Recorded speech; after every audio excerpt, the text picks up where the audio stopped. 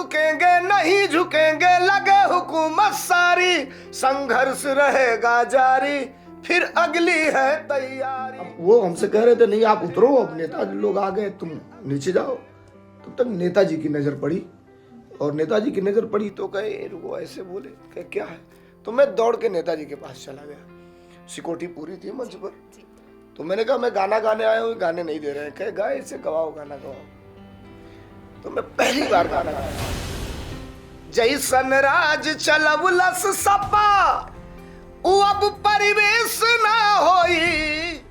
जब मतलब आप गायक तो है ही एक बिरहा के, उसके ही साथ साथ आप पॉलिटिकल पार्टी सपा के जी, मतलब सपा से भी जुड़े हुए हैं जी। तो सर मैं आपसे ये जानना चाहूंगी कि आपने एक गाना भी गाया था, पीडीए के नेता। इस गाने की हमें 2 लाइन आप गा के बताइए, और आप क्या सोचते हैं इस मतलब उन लाइनों को लेके कि और वो किस तरीके से समाज को प्रेरणा देंगी, या आपका क्या मोटिव है?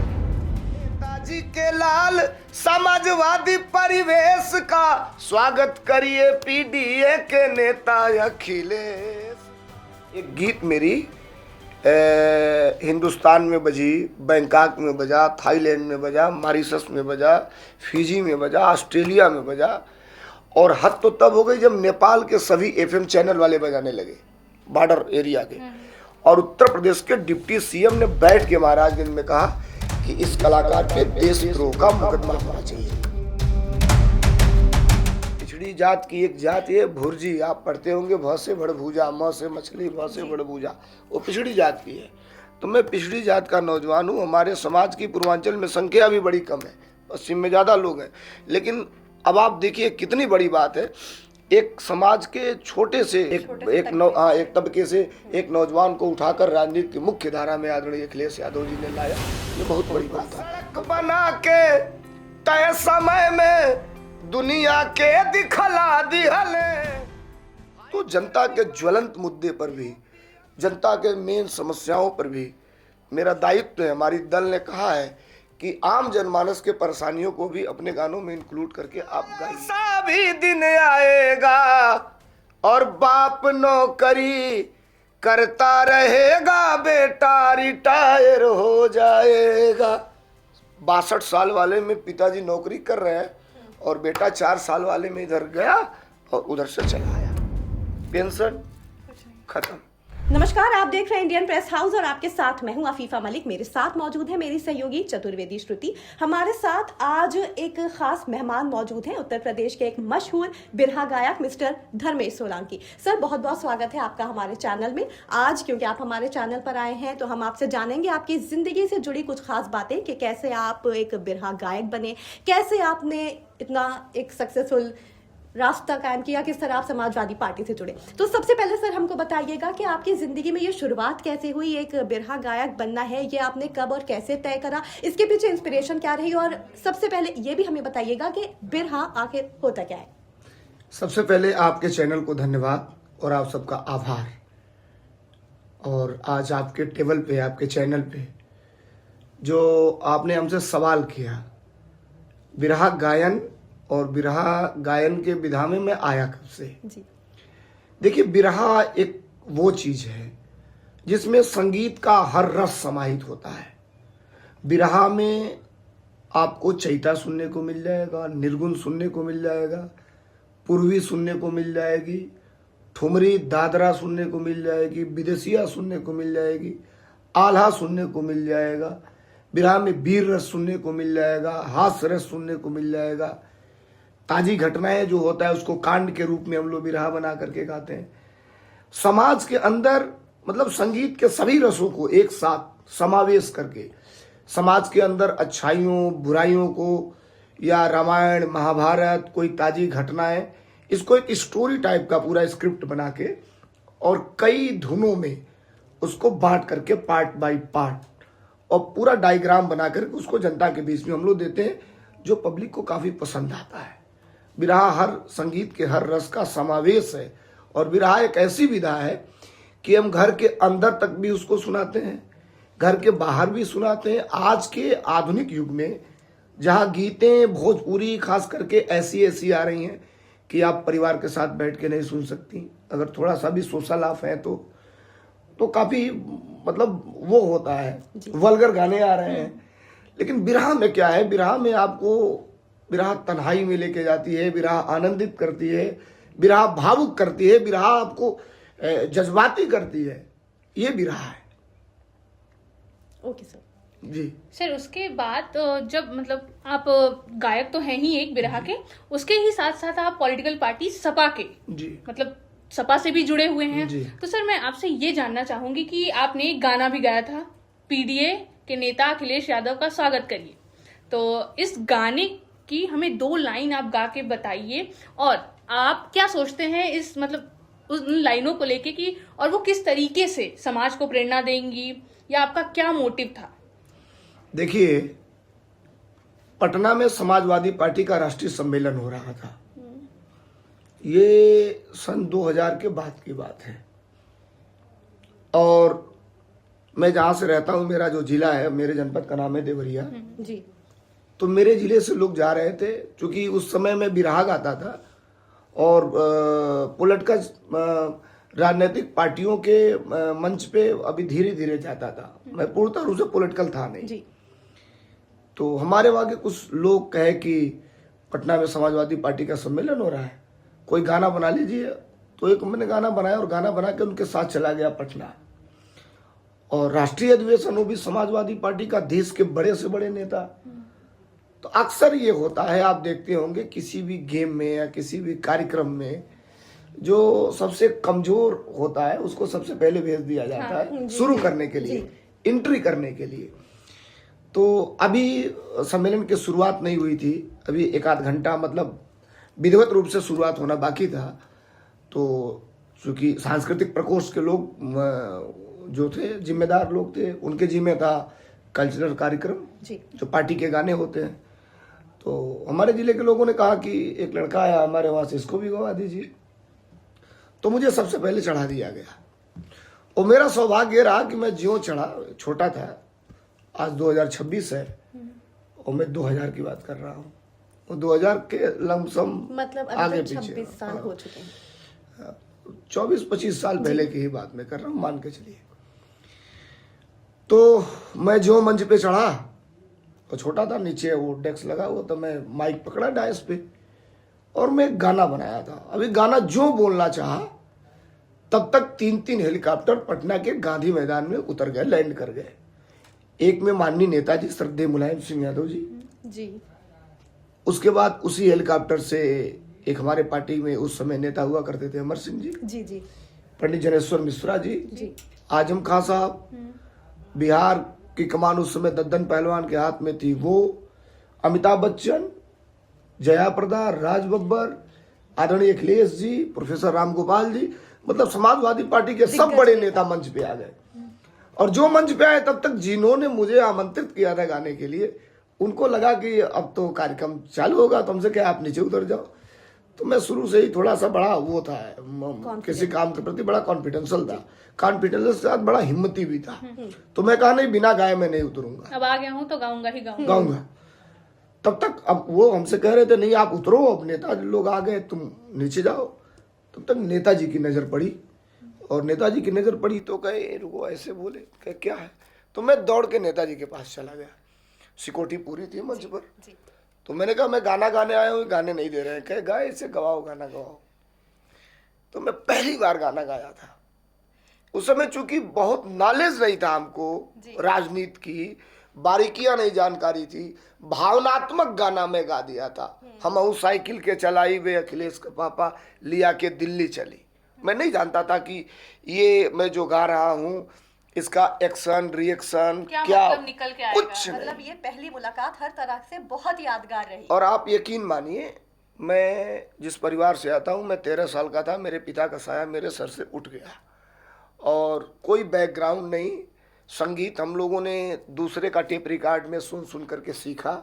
बिरहा गाना हम लोगों ने चालू किया तो कोई सपोर्ट देने वाला नहीं, अपने संघर्ष पे इनके साथ उनके साथ ऐसे ऐसे जा करके स्ट्रगल कर रहे थे।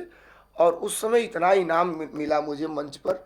मैं हाफ पैंट पहना था उस समय और शर्ट था, तो मुझे याद है कि एक पॉकेट फटी हुई थी, तो उसमें रुपया डाला, फिर इसमें डाला, फिर पॉकेट नहीं मेरे पास बचा तो दोनों हाथ में ऐसे नोट मतलब को जिंदगी का आपने एक बहुत ही एक टफ फेज देखा है और नहीं, वो मूव कर गया वहां से। जी, फिर मेरे अंदर राजनीति का वो चीज जो आकर के बैठा, तो फिर हमने तो फिर अब वहां से दौड़ लगा लिया। एक सवाल मेरा सर, गाने तो आप बहुत सारे मुद्दों पे बना सकते हैं, आपने पीडीए को ही क्यों चुना? नहीं, केवल पीडीए नहीं, मैं आपको पीडीए गाना सुनाऊंगा, कई गाने सुनाऊंगा पीडीए का। सर उससे पहले सॉरी मैं आपकी बात काट रही हूँ, जो आपने अभी जो किस्सा आपने बताया 2000 का, ठीक है, उस वक्त आपने जो गाना गाया था, जो बिरहा गाया था, उसकी 2 लाइनें जरा हमें सुना दीजिए। नहीं, वो तो मैं आपको सुनाया, एक लाइन हमसे सुन लीजिएगा। जी। मैं इंटरनेशनल हो गया रातों रात, जी रातों रात, लाइमलाइट में आ गए। रातों रात मैं कब हुआ। एक गीत मेरी हिंदुस्तान में बजी, बैंकॉक में बजा, थाईलैंड में बजा, मॉरिशस में बजा, फिजी में बजा, ऑस्ट्रेलिया में बजा, और हद तो तब हो गई जब नेपाल के सभी एफएम चैनल वाले बजाने लगे, बॉर्डर एरिया के। और उत्तर प्रदेश के डिप्टी सीएम ने बैठ के महाराजगंज में कहा कि इस कलाकार पे देशद्रोह का मुकदमा होना चाहिए। लेकिन फिर मैं डरा नहीं, मुस्तैदी से गाया, और वो गीत आज भी बजती है। जो समाजवादी माइंडेड आदमी है पूरे देश में, जो पॉलिटिकल समाजवादी विचारधारा का आदमी है, वो जरूर एक बार गुनगुनाता है, उसके घर में बजती है। वो गीत थी, जैसन राज चलवलस सपा उ अब परिवेश ना होई, जैसन राज चलवलस सपा उ अब परिवेश ना होई, नेता के तनो केहू बनी लेकिन अखिलेश ना होई। ये भोजपुरी टोन पे था। और उस समय हमने एक चीज बताया था, इसमें विजन बताया था हमने, मैनिफेस्टो के साथ साथ आदरणीय अखिलेश यादव जी के कामों को भी इस गाने में हमने गिना दिया था। सड़क बना के तय समय में दुनिया के दिखला दिहले, फाइटर विमान यूपी अंदर खड़ा होके दौड़ा दिहले, लोहिया राज नारायण जैसन अब परिवेश ना होई, नेता के तनो केहू बनी लेकिन अखिलेश ना होई। मैं इस गाने के बाद, यकीन मानिए, उत्तर प्रदेश तो छोड़ दीजिए, देश में जितने समाजवादी लोग थे सबके दिलों में मैं बैठ गया। ये धर्मेंद्र सोलंकी समाजवादी मूवमेंट का गायक है, और हमारे नेता ने भी खूब, आदरणीय अखिलेश यादव जी के साथ मैं आज 23 साल से हूँ, 23 साल हो गया। और मेरे साथ के कई लोग समाजवादी पार्टी में एमएलए हैं, कई लोग सांसद भी हो गए, दूसरे दलों में जाके लोग एमएलए हो गए, मिनिस्टर हो गए। ऐसा नहीं है मेरे ऊपर भी तमाम दबाव ये सब चीज़, लेकिन नहीं, मेरी जो पहचान है और मेरे पास जो कुछ भी है वो समाजवादी पार्टी नेताजी, और आज जो देश और दुनिया में मैं जाना जाता हूँ वो सिर्फ और सिर्फ आदरणीय अखिलेश यादव जी की देन है। सर समाजवादी पार्टी के कल्चरल सेल के आप स्टेट प्रेसिडेंट हैं, जी। इसके साथ ही आप खुद भी एक मशहूर बिरहा गायक हैं, आपके 3 यूट्यूब चैनल्स हैं, तो किस तरीके से आप ये एक क्रिएटिविटी को और पॉलिटिक्स को एक साथ बैलेंस करते हैं, मैनेज करते ये हैं? अच्छा सवाल आपने किया। Thank you. बिरहा चूंकि महीने में 18 दिन 20 दिन हम लोग कार्यक्रम कर लेते हैं, जी जनरली कार्यक्रम। अब आप सपोज करिए किसी का वहाँ तिलक में मैं गया हूँ, तो बिरहा मुकाबला होता है, जेंट्स का मुकाबला या मेल फीमेल का मुकाबला, ठीक, 40 मिनट 45 मिनट एक गाता, 45 मिनट एक गाता। लेकिन मैं जहाँ बिरहा गाने जाता हूँ, डेली हम लोग नहीं, मुकाबले में डेली हम लोग 5,000 10,000 2,000 50,000 की भीड़ को फेस करते हैं, डेली, और पूरी रात भर। बिरहा 4 बजे 5 बजे तक चलता है, 9 बजे से चालू होकर। मैं जो खड़ा हुआ, यकीन मानिए आप, मेरे कई कार्यक्रमों को आप देख लीजिएगा, जो खड़ा हुआ, स्तुति वंदना किया और बिरहा की तरफ जो मुड़ा, तो हर जगह प्रोग्राम में 200 लोग खड़ा हो गए, 500 लोग खड़ा हो गए, 1000 लोग खड़ा हो गए, कि हम लोग 100 किलोमीटर से आए, हम लोग 50 किलोमीटर से आए, पहले 2 गाना अखिलेश यादव का सुना दीजिए तब बिरहा गाइए। ये मेरे साथ 99 कार्यक्रमों में होता है। और आप सपोज करिए कि आप तिलक में गए हैं, बारात में गए हैं, किसी के तेरही में गए हैं, बच्चों के मुंडन संस्कार में गए हैं, तो क्या गारंटी है सामने बैठने वाला सब समाजवादी मूवमेंट का। लेकिन मैं विजन बताता हूं अपने नेता का, और सरकार ने जो कर रखा है। धर्मेंद्र सोलंकी केवल बिरहा नहीं गाता, और धर्मेंद्र सोलंकी केवल समाजवादी पार्टी का मैनिफेस्टो नहीं गाता। जब इस सरकार ने 62 साल के नौकरी को 4 साल में कन्वर्ट किया, तो मैं देश का पहला गायक था कि मैंने गाया, अरे कोई नहीं जाना था भैया, कोई नहीं जाना था भैया, ऐसा भी दिन आएगा और बाप नौकरी करता रहेगा, बेटा रिटायर हो जाएगा। 62 साल वाले में पिताजी नौकरी कर रहे हैं, और बेटा 4 साल वाले में इधर गया और उधर से चला आया, पेंशन खत्म। तो जनता के ज्वलंत मुद्दे पर भी, जनता के मेन समस्याओं पर भी मेरा दायित्व है। हमारी दल ने कहा है कि आम जनमानस के परेशानियों को भी अपने गानों में इंक्लूड करके आप गाइए, तब मैं उसको, ये मेरा जो आज मैं प्रदेश अध्यक्ष हूँ दूसरी बार। भारत का सबसे बड़ा प्रदेश है उत्तर प्रदेश, भारत की तीसरी सबसे बड़ी पार्टी है समाजवादी पार्टी, और उस पार्टी का आदरणीय अखिलेश यादव और समाजवादी पार्टी ने मुझे प्रदेश अध्यक्ष बनाया है। तो मेरा जो संगठन है ग्रामीण स्तर से, ब्लॉक स्तर से लेके तहसील स्तर, जिला स्तर, प्रदेश कमेटी, तो मेरे सभी लोग, कमेटी के लोग, संगठन के लोग कहीं न कहीं समाजवादी मूवमेंट को, जनता के समस्याओं को जब प्लेटफार्म मिलता है तो रखने का काम करते हैं। सर 2027 चुनाव आने वाले हैं, तो आपकी क्या प्लानिंग है अपनी पार्टी को जिताने के लिए? रोड मैप क्या है और क्या एक विजन क्या है आपका? अब एक सवाल इनका था एक गाने का जी हाँ सर, उसके बाद मेरे और भी हैं। हाँ, जी, अभी नहीं उसको मैं तो पूरा है, कर दूं, उसको उसको मैं पहले पूरा पूरा कर कर लीजिए दूं। आप। देखिए ये हुआ ये कि 2024 का पार्लियामेंट का चुनाव चल रहा था, और हमारे वहाँ जैसे अब तो कलाकार भी बहुत आने लगे ना,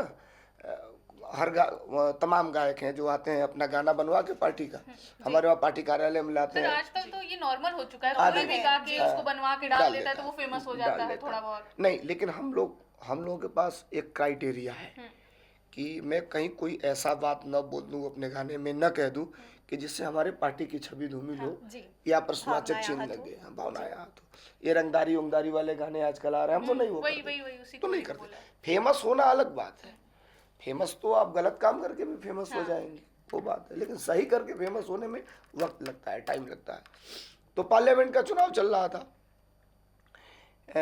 पार्टी के गाने बज रहे थे, तो मैं था फतेहपुर, और आदरणीय नरेश चंद्र उत्तम पटेल जी वहाँ पार्लियामेंट के प्रत्याशी थे, जो समाजवादी पार्टी के पहले प्रदेश अध्यक्ष थे।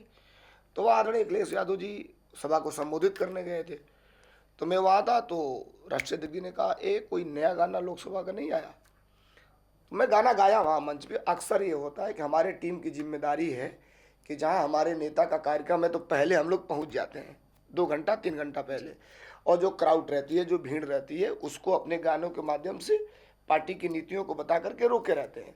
फिर आते हैं आदरणीय अखिलेश जी, उनका भाषण होता है, फिर हम लोग अगले जगह के लिए निकल जाते हैं। ये चुनाव के दौरान की बात है। तो मुझे लगा अब एक लाइन क्लिक कर गया पीडीए के नेता, और यकीन मानिए आज के डेट में जब आदरणीय अखिलेश यादव जी किसी भी मंच पे, बड़े मंच पे, पॉलिटिकल मंच पे जो चढ़ते हैं सीढ़ियों पे, त्यों वो गाना बजना चालू हो जाता है। और मुझे लग रहा कि वो अमर हो गया गाना, जब तक समाजवादी पार्टी है और जब तक हमारे नेता आदरणीय अखिलेश यादव जी उनका हैं, पर्यायवाची बन गया है, तब तक वो गाना बजेगा। वो गीत काफी पॉपुलर है, मिलियनों में गया, मेरे चैनल पे कई मिलियन गया, और हमको लग रहा है कि सैकड़ों चैनल के लोग होंगे जिनके चैनलों में कोई मिलियन गया वो। सर तो आपने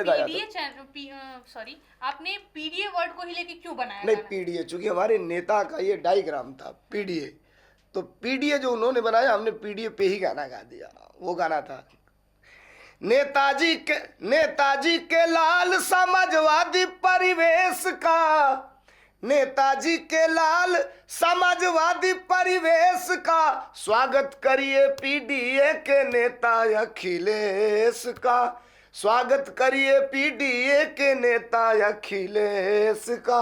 इसमें 2 चीज रहा, एक चीज आप लोग नहीं जानेंगे, गाना हिंदी मोटिव में था, और जो इंस्ट्रूमेंट हमने बजवाया इसमें, जो म्यूजिक इसका डलवाया हमने, वो पूरा फोक डलवा दिया इसमें।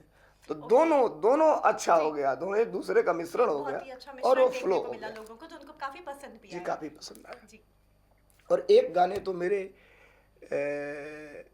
चूंकि सरकारी पार्टी वाले जानते हैं कि भाई ये तो समाजवादी पार्टी का गायक है, लेकिन 90% भारत के अंदर राजनीति करने वाला, चाहे किसी भी दल का होगा आदमी, वो अगर संघर्ष किया तो मेरे एक उस गाने का स्टोरी लगा दिया, आप सर्च कर लीजिएगा।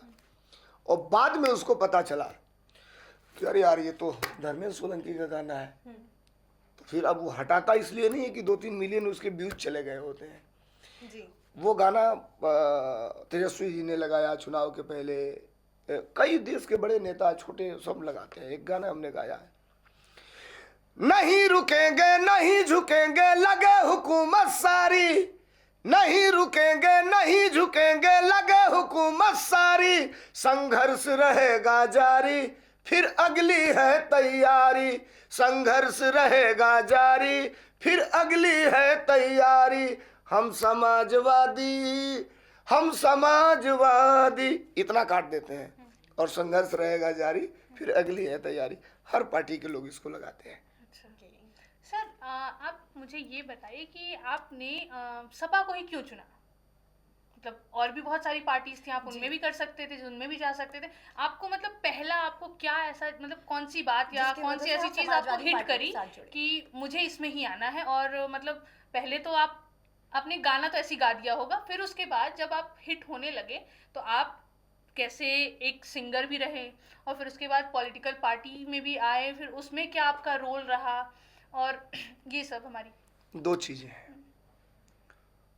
नेताजी के सानिध्य में, नेताजी के नेतृत्व में भी हमने गाना गाया, और आज आदरणीय अखिलेश यादव जी के देखरेख में एक संगठन का अध्यक्ष हूँ और अपने पार्टी के लिए गीत गाता हूँ। जी समाजवादी पार्टी में आने का सिर्फ और सिर्फ एक ही कारण, समाजवादी पार्टी की नीतियाँ, समाजवादी पार्टी की दूरदर्शी सोच। भारत जब हम लोग पढ़ते थे तो ये सुनते थे कि गांव के कोई फौजी रहता था। मैं बड़ा अट्रैक्टेड हुआ, कब जान लीजिए, एक हमारे गांव के फौजी, तो उनकी वर्दी आई थी, केवल वर्दी और टोपी आई थी गांव पे। तो हम लोग क्या हुआ, तो ये शहीद हो गए, बॉडी नहीं आई थी।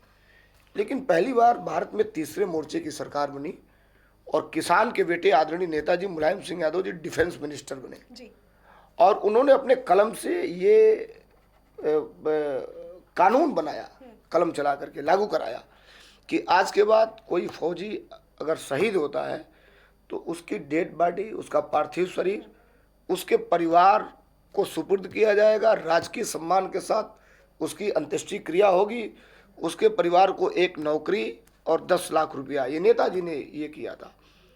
तो फिर मेरे गांव के बगल में ही एक सैनिक की डेड बॉडी आई थी और लोग कह रहे थे कि अगर मुलायम सिंह नहीं रहते तो ये बॉडी गांव में नहीं आती, और वो बात मुझे अंदर तक लेकर के चली गई, छू गई दिल को, छू गई वो बात मुझे। फिर मैं नेताजी के करीब होता गया, नेताजी के करीब होता गया, मैं गाना गाते गया। और एक बात, मुलायम सिंह यादव जी उस व्यक्ति का नाम है भारत के अंदर राजनीति की अगर आप बात करेंगी, राजनीति की, तो राजनीति के बहुत बड़े संत आदमी थे आदरणीय नेताजी। और नेताजी ने हमेशा जमीन पे, अब मेरी हैसियत ये नहीं थी कि मैं राजनीति करूं और राजनीति में इतने लेवल पर आऊं, नेताजी ने मुझे कुर्ता पजामा सिलाने के लिए पैसा दिया। नेताजी मैं जब आता था, मिलता था, तो कहते थे कहाँ रुके हो, कहाँ नहीं रुके, खाना खाए कि नहीं खाए, तुम्हारे पास किराया है कि नहीं है। एक साधारण इंसान के लिए, एक साधारण नौजवान के लिए देश का इतना बड़ा राजनेता जो ये पूछे कि तुम्हारे पॉकेट में किराया है कि नहीं है, अब बताइए इसके बाद मैं कहाँ जाऊँ। और नेताजी ने मुझे सम्मान भी दिलाया, देश के बड़े से बड़े मंचों पे गाया। और जब से हम लोग आदरणीय अखिलेश यादव जी के साथ जुड़े, भारत की राजनीति में, पढ़ा लिखा आदमी मैं भी हूँ, भारत की राजनीति में टेक्नोलॉजी का उतना बड़ा जानकार लीडर कोई नहीं है जितने बड़े जानकार लीडर आदरणीय अखिलेश यादव जी हैं। अच्छा, नेताजी का एक तरीके से बहुत बड़ा योगदान रहा आपकी जिंदगी में, काफी पूरा, मेमोरीज हैं आपकी पूरा। तो ये तो आपने बता दिया कि नेताजी से आपकी कैसे मुलाकात हुई और किस तरह आप उनके करीब आए। जी। उत्तर प्रदेश के पूर्व मुख्यमंत्री अखिलेश यादव की बात करें तो उनसे आपकी पहली मुलाकात कब हुई, कैसी हुई, फिलहाल आपके उनके साथ रिश्ते कैसे हैं और उनकी क्या बातें आपको अच्छी लगती? तो कहीं मंचों पे वो रहते थे, मैं चला जाता था, ए सोलंकी से गाना गवा दो, पहले इससे गाना गवा दो। फिर मैं गाने लगा, धीरे धीरे नज़दीक आने लगा। फिर राजनीति में, सक्रिय राजनीति में आया तो उन्होंने सक्रिय राजनीति में प्रदेश की जिम्मेदारी मुझे दे दिया, बड़ी जिम्मेदारी दे दिया। और इतना ही नहीं, जब चुनावी बिहार चुनाव था तो 20 स्टार प्रचारक बनाए गए थे, केवल 20 स्टार प्रचारकों में ये धर्मेंद्र सोलंकी था। आप भी एक थे। मैं समाज की पिछड़ी जात का नौजवान हूँ। पिछड़ी जात की एक जात ये भुर्जी, आप पढ़ते होंगे, भ से भड़भूजा, म से मछली, भ से भड़भूजा, वो पिछड़ी जात की है। तो मैं पिछड़ी जात का नौजवान हूँ। हमारे समाज की पूर्वांचल में संख्या भी बड़ी कम है, पश्चिम में ज़्यादा लोग हैं। लेकिन अब आप देखिए कितनी बड़ी बात है, एक समाज के छोटे से मतलब वो समूह वाले से एक तबके से एक नौजवान को उठाकर राजनीति की मुख्य धारा में आदरणीय अखिलेश यादव जी ने लाया, ये बहुत बड़ी बात है। तब से आज तक हम लोग, आदरणीय राष्ट्रीय अध्यक्ष जी, अब तो हम लोग के राष्ट्रीय अध्यक्ष जी हैं जी, तो हमेशा उनके सानिध्य में रहते हैं। और मैंने कभी राजनीति में केवल इतना जाना कि संघर्ष अगर आप करेंगे तो आज नहीं तो कल उसका प्रतिफल आपको मिलना ही मिलना है। सर, जैसे अभी मैंने पूछा था कि 2027 को लेकर आपकी क्या प्लानिंग है, क्या रोड मैप है और अपनी पार्टी को जिताने के लिए आप क्या करना चाहते हैं? यूपी में लेके जनादेश आएंगे, यूपी में लेके जनादेश आएंगे, पीडीए के नायक अखिलेश आएंगे। यूपी में लेके जनादेश आएंगे, पीडीए के नायक अखिलेश आएंगे। लड़ती है सपा संविधान की लड़ाई, लड़ती है सपा संविधान की लड़ाई, अखिलेश यादव जी की होती बड़ाई, होती बड़ाई, होती बड़ाई। समता मूलक परिवेश लाएंगे, पीडीए के नायक अखिलेश आएंगे। उत्तर प्रदेश के हर जनपदों में हम लोग जाते हैं। आज एक बात मैं हर मंचों पे कहता हूँ, आप high school, intermediate, BA, MA, MTech, BTech, CTET, PET, ये सारा मार्कशीट ले लीजिए और चौराहे पर जो मूंगफली बेच रहा है उसके पास ले आके कहिए कि ये रख लो और इसके बदले में मुझे 100 ग्राम मूंगफली दे दो। जी। नहीं देगा, वो नहीं देगा। अखिलेश यादव की सोच, इंफ्रास्ट्रक्चर, रोजगार, शिक्षा, जी, अखिलेश यादव की सोच कि ग्रामीण अंचल का भी नौजवान पढ़ लिख करके इसरो में वैज्ञानिक बने, पढ़ लिख करके कलेक्टर बने, पढ़ लिख करके कप्तान बने, टेक्निकल जानकारियां उसको मिले, देश और दुनिया को अपने अंगुली पे चलाए। डिजिटल इंडिया का असली फार्मूला अगर किसी ने दिखाया उत्तर प्रदेश में तो आदरणीय अखिलेश यादव। आदरणीय अखिलेश यादव जी का दिया हुआ लैपटॉप आज कितने लोगों के रोजी रोटी का सहारा बना है। 10,000 रुपए की नौकरी आज इस देश में और प्रदेश में नहीं है। 10,000 की नौकरी, वेल एजुकेटेड नौजवान, अच्छा उसकी अगर शादी हो गई है, पत्नी है और एक बेटा है और उसको कॉन्वेंट स्कूल में पढ़ाना है, 10,000 से 12,000 रुपए की सैलरी में वो अपने बेटे की फीस नहीं भर पाएगा, अपने पत्नी के सामने सर उठा करके नहीं बैठ पा रहा है। अखिलेश यादव जी की ये सोच है कि उत्तर प्रदेश का नौजवान दूसरे प्रदेश में न जाए, हम यहीं उसको रोजगार दें, हम उद्योग धंधे लगाएं, हम उसको इतना मजबूत करें कि यहीं 10 रुपया कमा कर अपने परिवार का पालन पोषण करे और 10 रुपया अपने कल के लिए भी सिक्योर रखे। हम लोग सुनते थे पहले, हमारे बुजुर्ग कहते थे कि प्राइवेट भी नौकरी मिल रही है तो कर लो, करते करते धीरे धीरे धीरे धीरे धीरे ही सरकारी हो जाएगी। आज के 20-25 साल पहले गांव के नहीं, संविदा तो अब कहा गया, आज के 15-20 साल पहले गांव के बुजुर्ग किसी कोई जाता था, कलकत्ता गया, मान लीजिए चटकल में गया, कोई हिंडाल्को में गया, कोई नई किसी कंपनी में गया, तो पहले उसको तत्काल सरकारी नहीं बनाया जाता था, उसको 2-4 महीने 6 महीने उसको रखा जाता था, काम कराया जाता, सालों सालों। तो बुजुर्ग कहते थे कि प्राइवेट ही अभी है, तो इसको कर लो, करते करते धीरे धीरे सरकारी हो जाएगी। अब सरकारी नौकरी कब प्राइवेट हो जाएगी इसकी कोई गारंटी नहीं है। एक लास्ट क्वेश्चन आपसे कि अपनी लीग के कौन कौन से बिरहा गायक को आप अपना कॉम्पिटिटर मानते हैं, और साथ ही आपका अगला जो सा बिरहा गाना होगा वो किस टॉपिक पर होगा? और अब उसके साथ सर एक और इसी के साथ मैं भी पूछती हूँ कि आपका इंस्पिरेशन कौन रहा है बिरहा में आने के लिए? अब देखिए, दो चीजें हैं। कंपटीटर की बात मैं क्या करूं, अभी 2019 में ऑल इंडिया नेशनल चैंपियनशिप का मुकाबला हुआ था जी। तो पूरे इंडिया से 16 कलाकार गए थे, 8 मेल 8 फीमेल, मुंबई में। भोजपुरी का बड़ा चैनल था, अब तो शायद बंद हो गया, बिग गंगा चैनल बड़ा चलता था, बहुत बड़ा चैनल था, तो वहीं पे हुआ था। तो 16 में मैं लगभग सभी राउंड को वाईफाल जीतता गया और मैं विनर हुआ नेशनल चैंपियनशिप का। मुझे खिताब मिला, मैं जीता उस कंपटीशन को। फिर लखनऊ आया लेकर के वो चेक वगैरह, शील्ड वगैरह, तो फिर आदरणीय राष्ट्रीय अध्यक्ष जी ने भी अपने कैंपस में बुलाकर मुझे सम्मानित किया। 2 लाख रुपए का फिर इन्होंने भी चेक दिया, मुझे काफ़ी हौसला बढ़ाया। तो मैं खुद 19 से अभी तक तो मैं चैंपियनशिप का मैं विनर ही हूँ, अभी तक किसको कंपटीटर मानूं। हाँ, मैं जब मुकाबला करने जाता हूँ तो सामने वाले को मन के अंदर ये मान के चलता हूँ कि वो हमसे मजबूत है, इसलिए कि किसी भी युद्ध को अगर जीतना है तो आप डरना सीखो। डर रहेगी तो आप युद्ध को जीत सकते हो। ओवर कॉन्फिडेंस में रहोगे तो आप हार जाओगे। इस समय बिरहा में बड़ी तेजी से महिलाएं आई हैं, पुरुष नए। हम लोगों के दौर के एक दौर था कि रामदेव, गुल्लू, हीरा, वो दौर खत्म हुआ। बेचन राजभर जी थे, वो दौर खत्म हुआ। फिर विजयलाल ओम प्रकाश का दौर था, अभी भी वो लोग चल रहे हैं।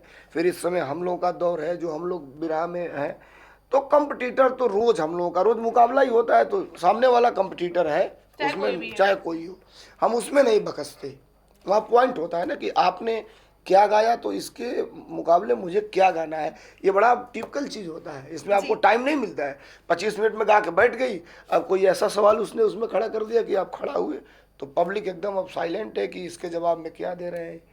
तो वो थोड़ा सा काफ़ी दबाव का क्षण होता है, लेकिन इंटरटेनमेंट भी होता है उसमें। धूम तर्ज नए नए आते रहते हैं, तो काफ़ी होता रहता है। सर, मैंने अभी आपसे पूछा जैसे कि आपका इंस्पिरेशन क्या रहा है बिरहा में आने के लिए, और मतलब आपने किसको माना? कोई बड़ा एक रहा होगा जिसका आपने सुना होगा तो आपको लगा कि अरे मुझे भी शुरू करना चाहिए। मैं पहली बार बिरहा सुना, बेचन राजभर एक गायक थे, दिवंगत हो गए, एक्सीडेंट हो गया उनका, अच्छे थे। फिर उसके बाद बिरहा में मैं रामदेव जी को सुना। फिर उसके बाद बिरहा में मैं हीरा लाल यादव जी का एक मछली शहर कांड बड़ा उस समय प्रसिद्ध हुआ था, तो गाँवों में टेप रिकॉर्ड में बजता था, वो हमने सुना।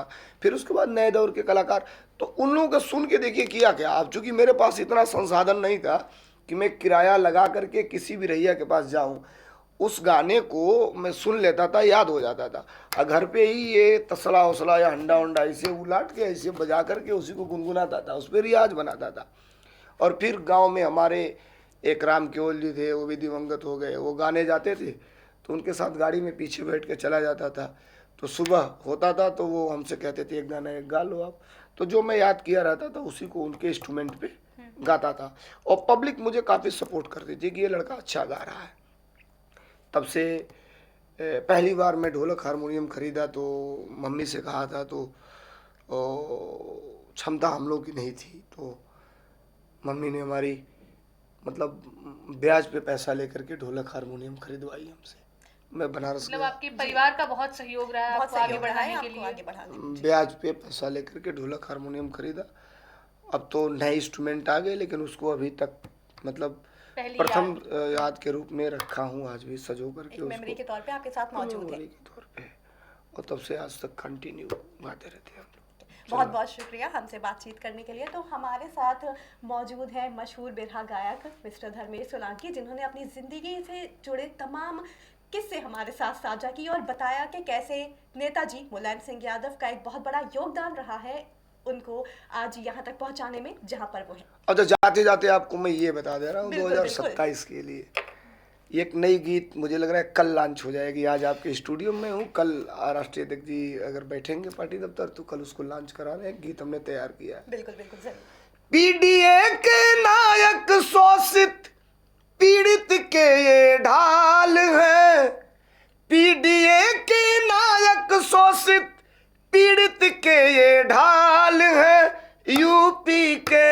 बदले सीएम अब नेताजी के लाल हैं, नेताजी के लाल हैं। कल से भी सुनने को मिलेगा मार्केट में आपको। बहुत धन्यवाद, थैंक यू। अभी के लिए इतना ही, जुड़े रहे इंडियन प्रेस हाउस के साथ।